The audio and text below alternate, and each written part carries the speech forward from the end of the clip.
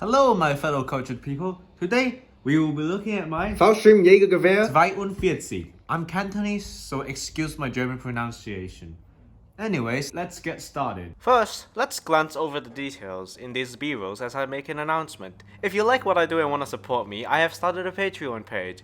If you have got an extra $2.69 laying around, feel free to support me, and you can also enjoy privileges like extra folding power, Patreon only gun folding, shoutouts, access to all research materials, BTS content, and more if you choose other tiers. If you go for the highest one, you can even force me to wear any gun you want. First person to pledge any amount will get to have their name put on the next gun.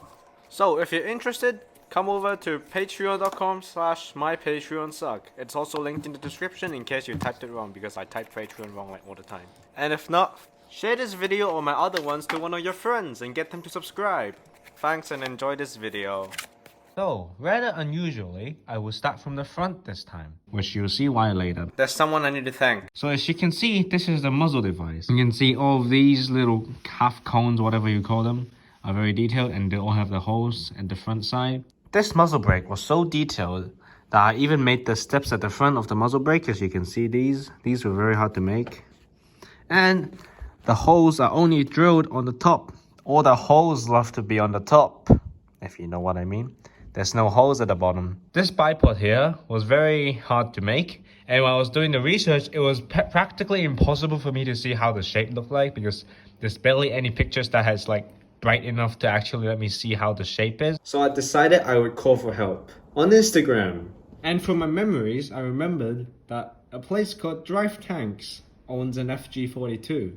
And so I reached out to them. And to my surprise, those chads actually replied and gave me pictures. I was like 90% sure that I'll be left on unread. Not even read. Not even left on read. Left on unread, bro. My bipod, it's not perfect, but without them, it would have looked way worse. So thanks to drivetanks.com for providing these pictures and actually replying to me. And yeah, check them out. You can drive tanks and shoot big guns. I don't have money, but if you have, it's very cool. I would like to go there someday. Anyways, so here's the bipod. When I pull it down, it doesn't move. Nor if I shake it, as you can see. But if I pull it out and a little bit and then I adjust this, it will lock open like this. And the other side as well, it will lock open. And then it'll just stay up. And then when you don't need the bipod, which is like all of the time basically, you can fold it back up and lock it back up. I'm not going to do that because now I'm going to show you the bayonet. So I press this button, which depresses the other, and I just pull it out. So here's the bayonet, right? You can see here, there's this latch and this latch. When I push this latch, it goes down as well, like the real thing. It's very detailed. And then this bayonet is like the real thing, like a cross blade. It's hard, doesn't bend. It is also decently strong for cardboard, as you can see right now. And now I'm going to mount it back on the gun. I depress one side again and I shove it in basically, and then it'll just go in and it'll lock. And now here's proof that the bayonet actually locks well and doesn't fall out easily. In front, under the M2. As you can see, the bayonet's still on. So, what happens if you don't need the bayonet? Which is like 99% of the time, because the bayonet is so short that you'll be better off using the gun as a bat and just smash the guy's head in. You just press the button again and pull the thing out. And then you just do the opposite and shove it back in, press the button, and then it just goes in.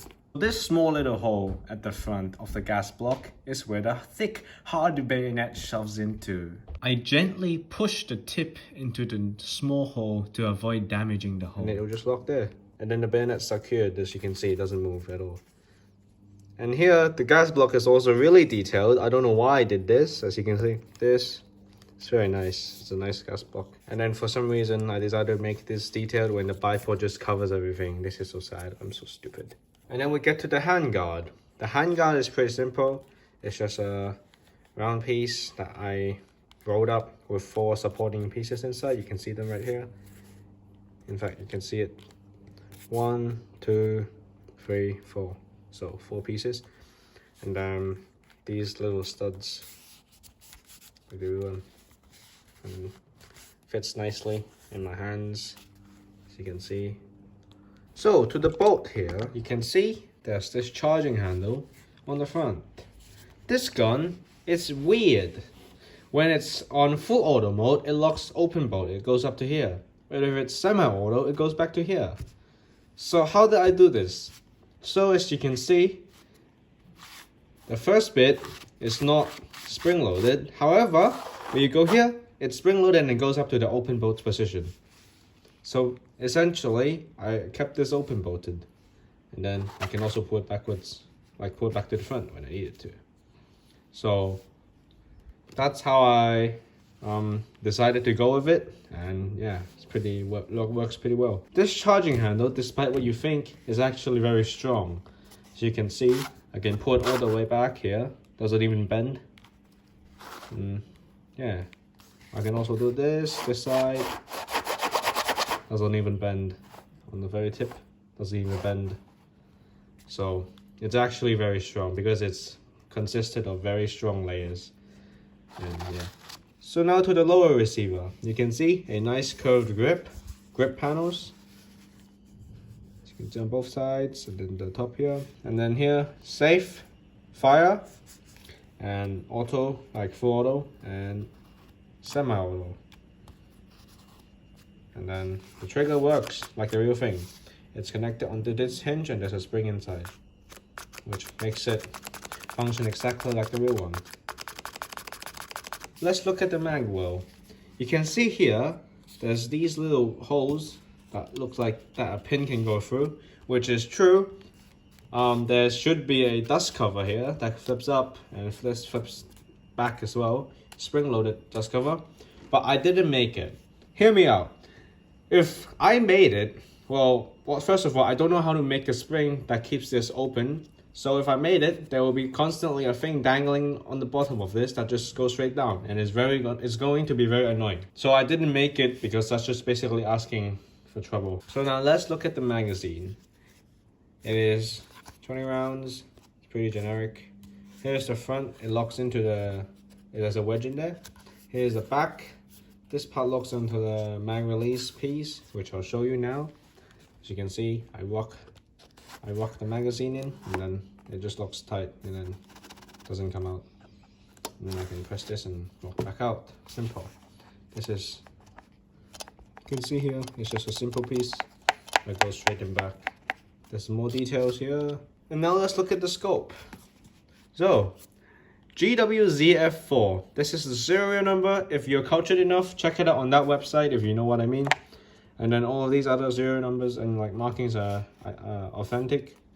Also the top here, as well as the side thing with these nice, I don't know what to call them, but yeah, as well as here. This is very nice. So I can take this off by, as you can see here, this is the piece that basically tightens it. If I just pull it out slowly, like screw it out, and this side as well, like the real thing, although it's not really a screw like the real one, I can just pull it out, lift back, and pull back and lift up.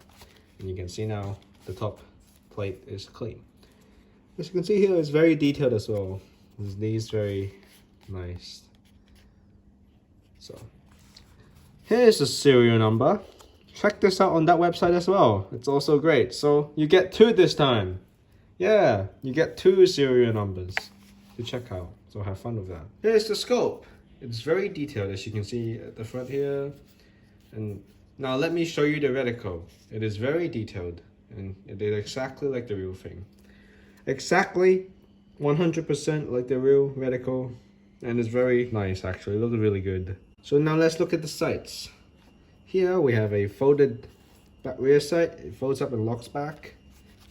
Doesn't move because it's locked. And then here at the front, you can see from the top here, there's a little step. This front sight piece is built exactly like the real one. And so I just pull the front and it locks front. Doesn't move back anymore. And so here's the side picture. There we go.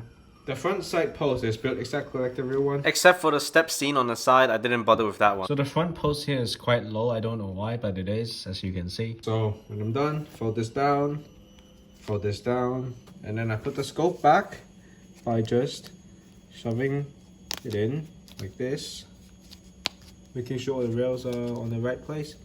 Slide it forward, and then shove this pin back in and try and tighten it. It's basically held in by friction, and it's, yeah, very doable. There we go. Now it's locked in and tight. As you can see, it's not gonna move. It's not gonna move. It's gonna stay there for a long time at least. Now, to the final part of this video. Here's the stock. All the curves are beautifully made, as you can see here. And this stock is very identical to the real one, as in the receiver can fit inside it because of the bolt, which made making the curves like 5 times harder. There's a space in here for the remaining of this receiver, which I'll show you now what the receiver looked like at first. And if you watch my stream, you would have seen me fit this into the receiver. This feels very good, the buttstock, and here's the sling mount.